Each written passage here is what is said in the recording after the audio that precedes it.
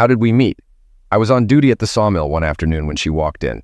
She needed a couple of boards for shelving in her new apartment. As we selected her order, she mentioned her lack of proficiency with tools. Seizing the opportunity, I offered to swing by after work to set up the shelves. My only request? She'd buy the beer, and I'd accept dinner as payment the next evening. From there, dinner transitioned into dancing. Sorry to disappoint, but there's no scandalous lovemaking tale here. Our date concluded with a simple, chaste kiss on the cheek. Truth be told, I was rather apprehensive around women. Allow me to explain. When I pilfered all that money from the cartel, I was a scrawny 19-year-old, weighing in at 110 pounds, a complete computer nerd.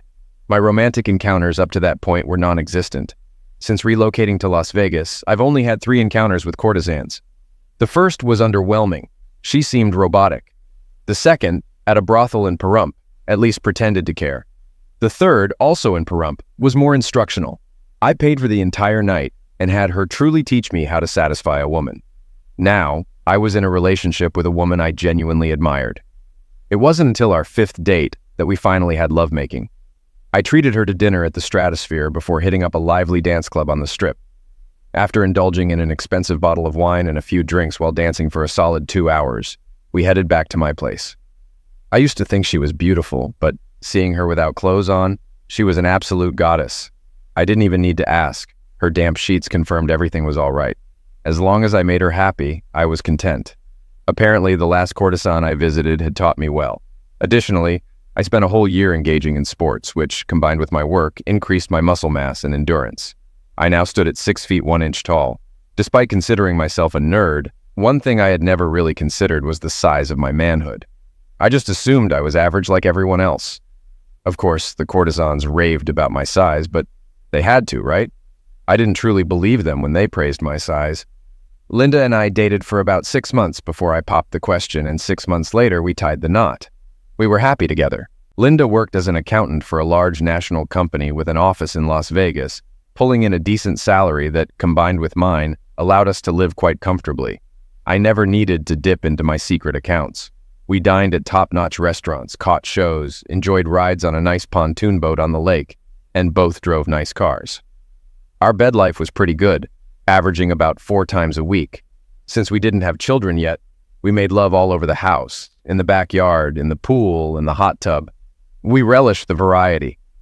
Typically, after returning from work, I'd spend a couple of hours tinkering in my store before dinner. Half the time, I'd be working on one of my machines, while the other half, I'd be in the room playing on the computer. I wasn't doing anything explicitly wrong. I just hacked into places I shouldn't have been. I never actually stole anything or tampered with systems. I simply honed my skills. Sure, I could have pilfered loads of data and money, but I didn't want to leave any traces. After dinner, we'd cuddle up on the couch and watch a movie before turning in for the night. Sometimes our bedtime routine included a couple of hours of lovemaking before drifting off. I continued to exhibit my complete technological ineptitude. After all, who would suspect that someone who struggles to check their email is one of the world's most wanted hackers? Throughout all this time, I was hacking into the computer systems of banks, governments, and major corporations. I also reconfigured the legion of personal computer bots I once possessed. I concealed my whereabouts by launching my hacks from foreign servers, sometimes multiple servers simultaneously. About 6 months ago, I noticed Linda becoming a bit more tense.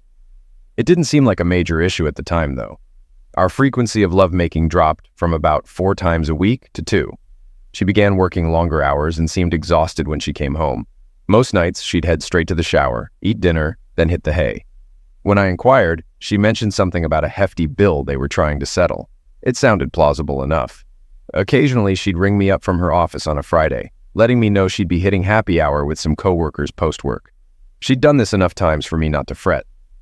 After about 6 months, I inquired about the duration of these outings, figuring they'd either settle the bill or misplace it by then. Linda mentioned it'd likely be another week or 2 before things settled down again. Feeling she deserved some TLC after her hard work, I surprised her with a full day spa package for that Saturday. She was over the moon when I presented it to her on Wednesday night. After expressing her gratitude, we found ourselves in bed, enjoying each other immensely. Saturday rolled around and she departed for her spa day at 9 a.m. With a quick kiss goodbye, she headed out, not returning until 4 o'clock in the afternoon. I grabbed my coffee and headed to the shop to wrap up the engine I had on the bench. After about an hour's work, I took a break and made my way to the computer room. Up to that point, I intentionally refrained from hacking into Linda's company's systems. It was a principle I staunchly upheld, kind of like not fouling your own nest. I was resolute about this. I never meddled with the company I worked for, nor would I with the one she worked for. After logging in and checking my security programs, I started to ponder the nature of this significant account. Perhaps it was worth investigating further, maybe even accessing their servers to see what they held. Their security was laughably easy to bypass. I was in within minutes. My first destination, Linda's computer. Since she was working on the project, I figured I could glean some insights from there. Odd. There was nothing particularly noteworthy about the new major clients. I ran a few searches using keywords like offer, new client quote, and related terms, but found nothing.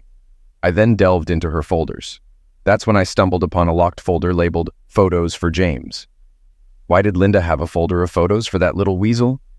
Yes, I knew who James was. I'd met him several times at corporate events I attended with Linda.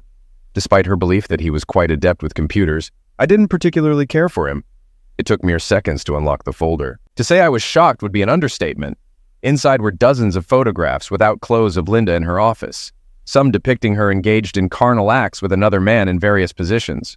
What struck me the hardest was the inclusion of photos of carnal activities she had consistently denied me. I sat there, staring blankly at the images. In that moment, a part of me felt like it died. Eventually, I snapped out of it and began to contemplate confronting her as soon as she returned home. Divorcing this deceitful woman was inevitable. I still had a few hours before her return, so I pressed on with my search for more clues. I suspected this all began about 6 months ago, when I first noticed a change in her behavior. Upon delving into her email, I was met with an even greater shock. Several email exchanges revealed that her affair with this other person was far more long-term than I had initially thought. Apparently, they had been involved for about a year before she even met me. If that's the case, why did she start a relationship with me in the first place? What's really going on here? Another email mentioned accounting discrepancies with some major clients, as well as their own company, along with something about an offshore account. I switched over to James's computer. There, too, were photographs of Linda, some depicting her in what seemed to be a motel room and in another man's bedroom. Realizing I needed more time for this, I decided to make copies of both his and Linda's computers, as well as their folders on the company network, onto a spare drive on my server. Out of habit, I checked the personnel folder on the server and paused when I noticed my name on one of the folders. Before disconnecting from the network, I discreetly installed spyware on both computers and the server, ensuring that all their activities would be redirected to my system. Needless to say, work on my cars took a back seat for a while. When Linda returned from her spa day, she expressed her gratitude with a night of passionate lovemaking. Yes, I was disgusted by her actions, but I'm only human. I couldn't pass up the opportunity for incredible closeness with such a beautiful, enthusiastic, and energetic woman. She could be the devil incarnate, and I'd still seize the chance. In my eyes, she was exactly that. Come Sunday, I returned to my shop. Linda was still asleep, so I took the opportunity to access her phone and install spyware on it. This way, text messages would be discreetly copied to my computer system, and all phone calls would be monitored and digitally recorded on a separate hard drive. I'd also be able to track her online activities. Linda left around 10 a.m., mentioning she was meeting a friend for a shopping trip. Since she had disabled the Find My Friends app on her phone, I resorted to hacking into her car's internal GPS to track her movements. Surprisingly, she indeed went to the mall. Once I confirmed she wouldn't be back soon, I seized the opportunity to take her laptop. My first task was to duplicate all its contents onto another hard drive. Subsequently, I installed a keylogger program and configured the camera for remote access. Aware that I didn't have much time before returning the laptop to its original place, I quickly skimmed through her browser history. It was then that I stumbled upon a second email address. I also noticed multiple visits to a bank in the Cayman Islands. That would require further investigation later. I wiped off some grease and oil from my hands and face to create the illusion of having worked on the car when I heard Linda return home. Then it was the usual routine: shower, dinner, a movie, and off to bed. For a week, I meticulously upheld the facade of an oblivious, caring husband. Each evening I'd head to the shop, ostensibly to tinker with one of my cars for a couple of hours. In reality, I was sifting through heaps of data I had gathered. Then, on a Tuesday evening, I stumbled upon an exchange between Linda and James that piqued my interest. James cautioned her about deleting the browsing history on my laptop after using it. Why did she need my laptop? Sure, I had configured my laptop to connect to servers right after purchasing it, but the notion of spying on myself had never crossed my mind. The following evening, while reviewing the day's updates from their work computers, I noticed another data stream incoming. Instantly recognizing it as from my personal laptop, I prioritized it over everything else. As I delved into this new stream, it became evident that money transfers were occurring. I activated the laptop camera and redirected the feed to another screen. Linda was working on my computer, Bluetooth earpiece in place. The microphone captured her voice during a phone call. Using a third screen, I initiated a live feed of her conversation. I watched and listened as Linda, under James's guidance, transferred around $50,000 from a fabricated account at their company to a bank in the Cayman Islands. And all this was orchestrated through my computer. After completing the task, she wiped the day's history and logged out. What's really happening here? I hadn't yet had a chance to inspect my personnel file from their HR folder. To compound matters, I discovered I had been appointed as a computer security consultant, unbeknownst to me, of course. James, as the head of their IT department, apparently made the hiring decisions. Furthermore, I found several payments for my services all funneled into the Cayman Islands account. It was clear. I was unwittingly roped into a scheme where Linda and James utilized my computer and IP address to transfer large sums of money from a fictitious account at their company to an offshore bank. Additionally, I learned of Linda and James's affair. Even before meeting Linda, I could sense I was being drawn into something sinister. It was time for a change of strategy. Now fully aware of the situation, I needed to assess the extent of the problem and devise a plan of action. It was dire. Upon scrutinizing the Cayman Islands account, I discovered nearly $10 million stashed away. Reviewing the transactions, I noticed they commenced about 6 months after Linda and I tied the knot. They had also attempted to obfuscate the computer used to execute the money theft. Adding to the complexity, a deeper dive into my personal file unearthed several alarming red flags. When the situation inevitably hit the fan, I was squarely in the crosshairs. So, what's my move now? Surprisingly, it wasn't too difficult to play it cool around this woman. Did she want to be engaged in physical relationship?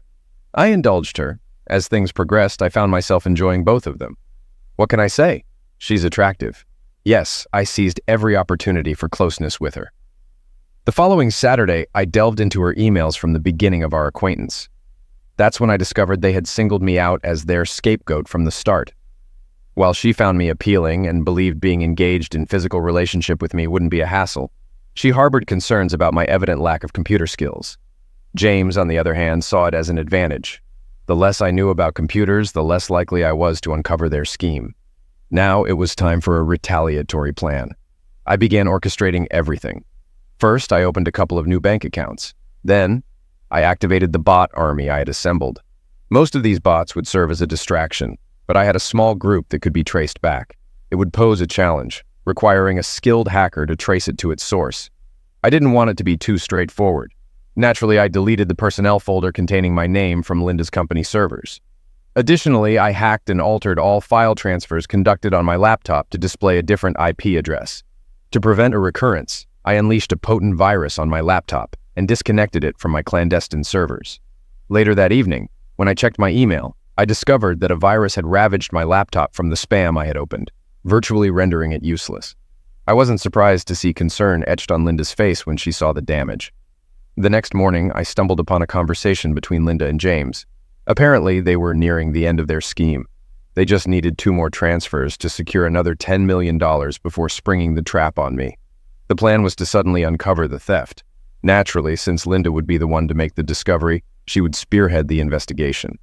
Meanwhile, James, as the IT manager, would oversee the cyber aspect. No wonder all evidence pointed directly at me. Linda, of course, would file for divorce while I languished in jail. Then, in about a year, she'd marry James. Sure, there might be some suspicion regarding Linda's possible involvement, but she would deflect by citing her investigation and her belief that I had been concealing my computer knowledge from her. Moreover, it would appear evident that she was a sufferer, as I had specifically targeted her and exploited her to gain access to the company's computer systems. They chuckled at the idea of me fielding questions about the missing money when I was clueless about what the police were talking about. Linda offered to purchase me a replacement laptop, suggesting they could finalize the last transfers within the next 3 weeks. Now, I had a clear deadline. Come Monday, I informed my boss that I needed a week off for personal matters, which wasn't an issue given my surplus of free time. I scoured the internet to locate the toughest, most ruthless divorce attorney in town and scheduled an appointment for the following day. While they believed they had a 3-week window, they'd be fortunate to make it to 2. Upon returning home, I powered up the computer and got down to business. I accessed James's home computer for an IT expert. You'd think he'd be savvy enough to power it down when not in use, but no such luck. He merely turned off the monitor. I routed his computer through a server in Belarus, though ultimately the connection would be obliterated. His computer would be a dead end for anyone attempting to trace it. The cartel I infiltrated 5 years ago had at least taught me a thing or two about security. Despite changing their accounts and passwords, they still utilize the same banks. Updated passwords are only effective if you don't store them on personal computers, which are vulnerable to phishing attacks embedded in email links promising products any multimillionaire would desire. This was just the preliminary phase. I'd deal with James after I finished with Linda. James wouldn't survive this, and I still needed him to bring Linda down. As per my routine, I headed to my shop to tinker with my car. Meanwhile, she dashed off to Walmart to procure a new laptop for me. During her absence, I laid the groundwork for the scheme. It was crucial for her to be present at home when using the computer. If she could prove she wasn't home, she'd have an alibi. I couldn't allow that. Upon her return, she messaged me that she'd purchased the laptop and estimated it would take about an hour to set it up for me. I expressed my gratitude and got to work. Initially, he severed all connections with James. Despite my disdain for her, I still didn't want her to suffer. James would likely face torture and end of life, while Linda might only end up in prison for decades, who knows. I established a separate server route to Linda's laptop, providing a direct link to her work computer and then to the company servers. $20 million was funneled from the company into 4 accounts under her name. Travel arrangements were finalized, securing a one-way ticket for her to the Cayman Islands on Thursday morning. Before she left her computer, I purged James from her contacts, deleted all emails with him, and wiped the account's history clean. Subsequently, I removed all my spyware, taking a calculated risk that she wouldn't have enough time to react. Too bad. Next, I terminated and erased the connection with her laptop. After completing these tasks, I remotely disabled the wireless router in the house. I possessed a separate superior router in the store, unbeknownst to her. A message surfaced from the spyware I planted on her phone. Apparently, she had finished setting up the laptop for me when the internet suddenly vanished, just as she was about to execute another transfer on my computer. I couldn't help but laugh as they grappled with the issue. While they were preoccupied, I swiftly transferred all the stolen money into new accounts under Linda's name. Once the account was depleted, I promptly closed it. Lastly, I removed the spyware from Linda's phone to prevent any unwanted attention. Satisfied with my actions, I headed out for dinner. Tomorrow promised to be an eventful day, to say the least. Linda appeared visibly anxious, to put it mildly. Upon my arrival, she informed me that my new computer was set up and ready, but the internet was down, preventing me from logging in or checking my email. Little did she know, this posed minimal inconvenience for me. Throughout the evening, she remained preoccupied, engrossed in her phone during the entire movie. I sensed her growing disappointment, suspecting her attempts to access the account had failed. She also seemed to be messaging someone. As I retired to bed, a smile crept onto my face. There would be no closeness that night. The following morning, I left the house before Linda departed for work, biding my time until my appointment with the lawyer. I couldn't help but wonder how Linda's day would unfold. Soon enough, I would have all the answers. Finally, I was ushered into my lawyer's office. You know those TV dramas where a dashing lawyer, impeccably dressed in a suit that's both professional and seductive, strides into the courtroom and effortlessly outmaneuvers the opposition? That was my lawyer. Standing at 5'6", with an angelic face, curves that could make a race car swerve, legs that seemed to stretch for miles, and a chest that could incite a war. Within 2 minutes of the hearing, it was clear she was going to be a formidable force in the courtroom. You could practically hear your heart harmonizing with the choir in the room.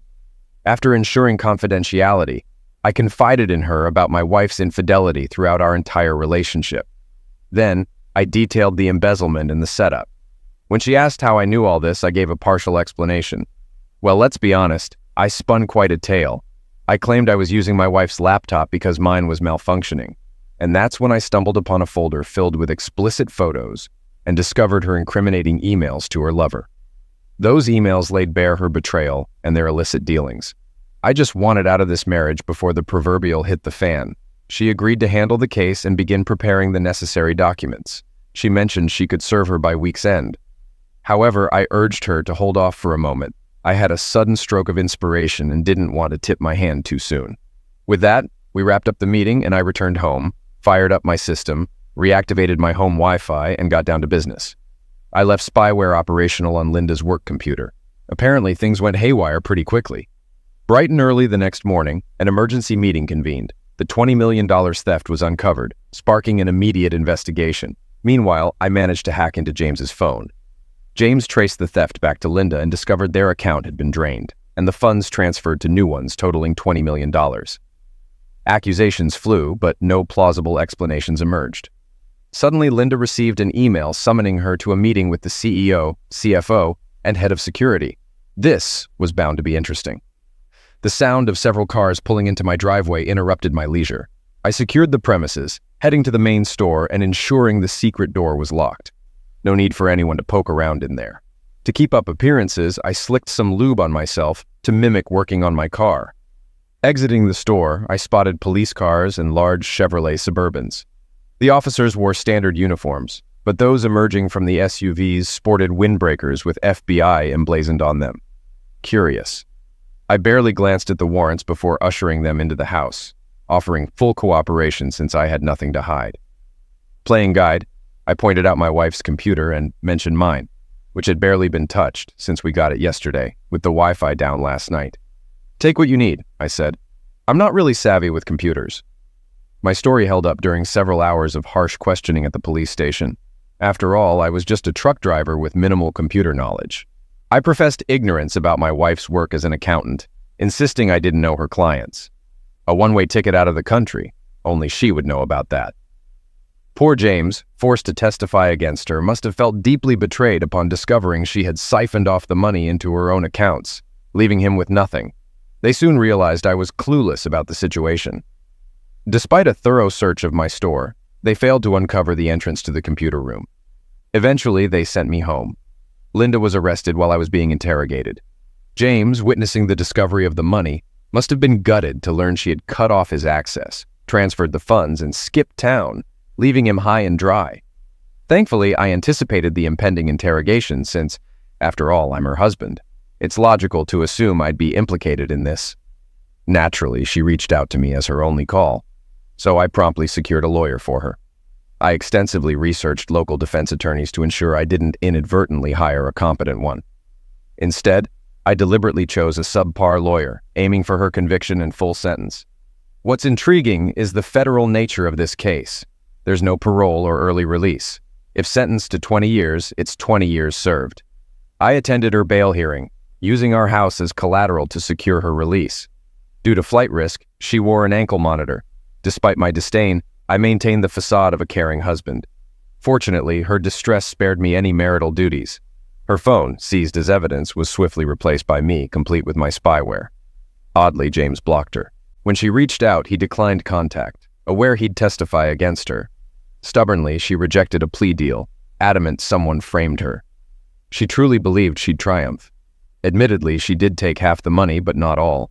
Nor did she use that account, her own computer, buy a ticket, or fire her partner. The money was returned without issue. The trial amused me. Watching James testify against his lover using computer records revealed his inner conflict. He believed she planned to flee, leaving him behind. Linda felt betrayed by her supposed soulmate, leading to her imprisonment. I felt triumphant during the 3 days of his testimony, witnessing her transition from love to resentment. Despite her efforts on the stand, the overwhelming evidence left her unable to provide a credible defense. She now faces a 20-year sentence in federal prison. With the trial concluded, it was time to deal with James.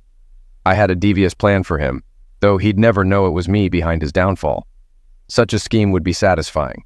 I instructed my lawyer to update the divorce papers to reflect Linda's conviction and lengthy incarceration. Within days, she was served. Setting up new accounts in Geneva and the Cayman Islands tied to James, I subtly left traces on the dark web, all pointing to his IP address. The ghost of my past exploits resurfaced after 5 years, sparking chatter among hackers. Now, the challenge was to leave a trace convincing enough to implicate an experienced hacker, yet subtle enough to cast doubt on my involvement. I navigated through 10 servers spread across 6 different countries. Eventually, I deployed a legion of bots and initiated an assault on the initial bank.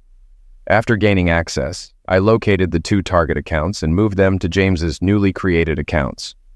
With that task completed, I halted the bank attack, severed my connection to James's computer, and monitored the dark web for any responses.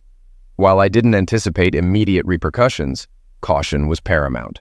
The following morning, another bank fell sufferer to an attack, resulting in the depletion of 4 additional accounts. Now, $20 million resided in the account I had established for James, prompting a search for me. Though they would not uncover me, the digital trail would eventually lead to the Phantom. Various dark web hacker forums ignited with activity, indicating a group tracking the trail, likely the same one from 5 years prior. It was time to conclude this. Returning to the bank, I bypassed James's computer and transferred $20 million to another account in Switzerland, ensuring no trace of the transaction remained. I had no concerns about the cartel reclaiming that money.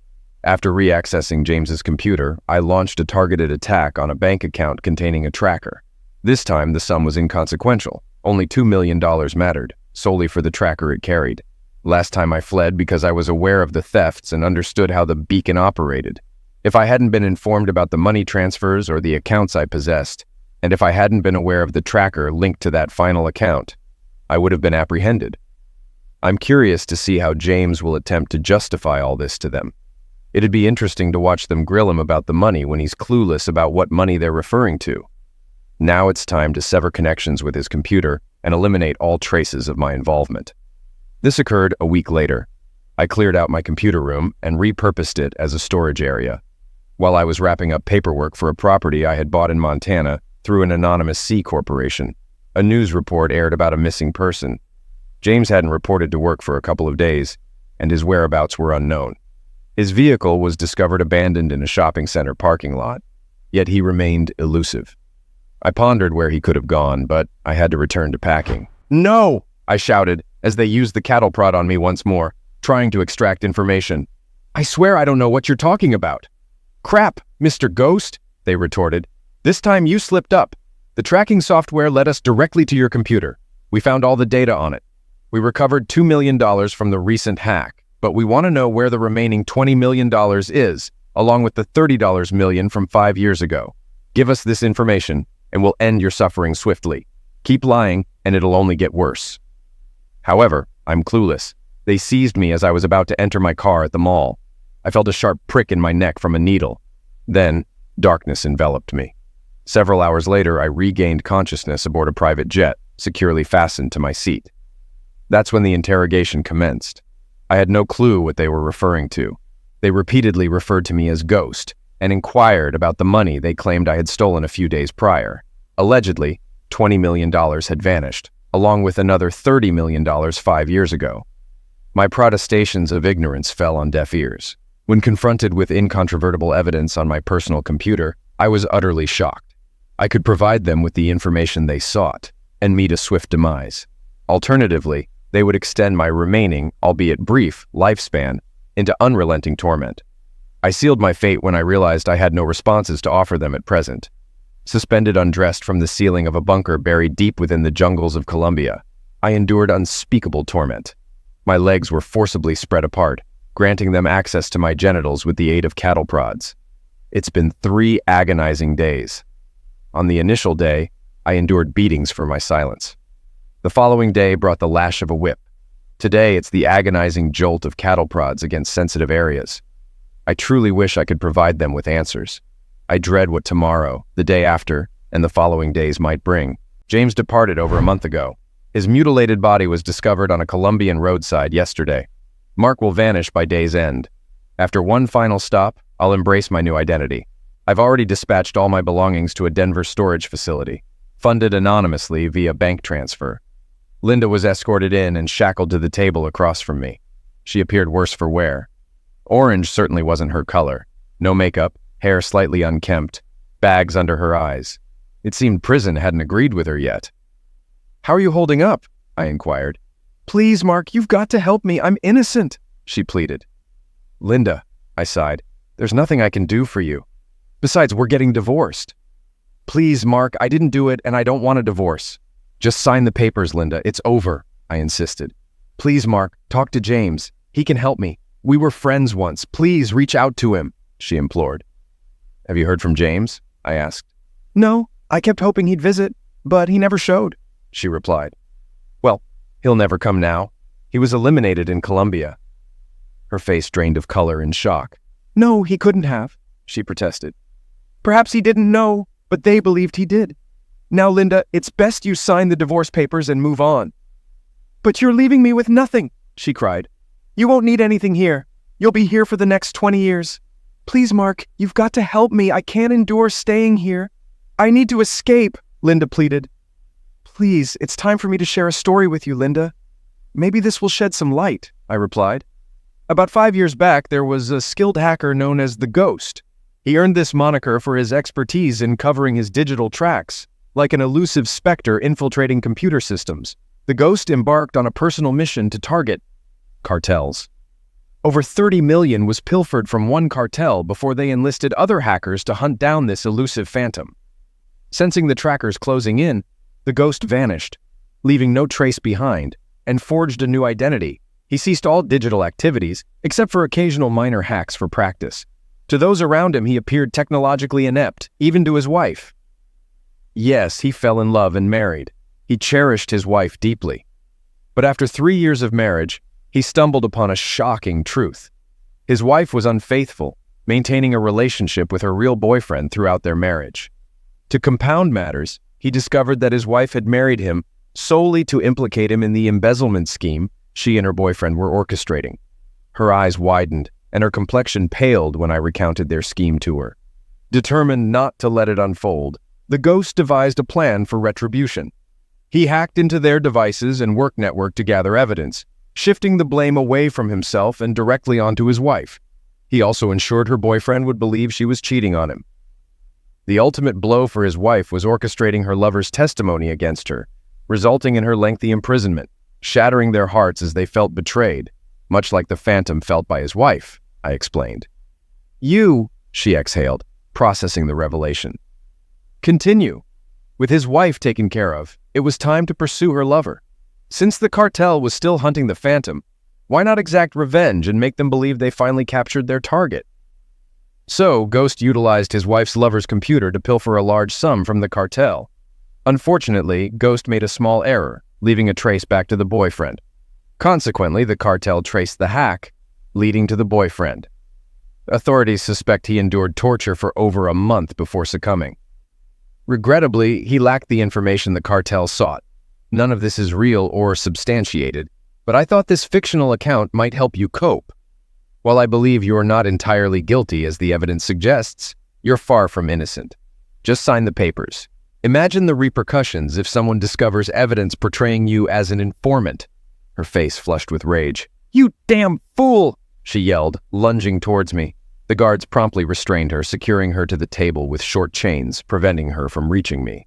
As they escorted her away, shrieking, I exited, heading to a cheap, disposable car parked at the mall. Leaving Mark behind, I walked to my true vehicle awaiting me, ready to drive away with my new identity.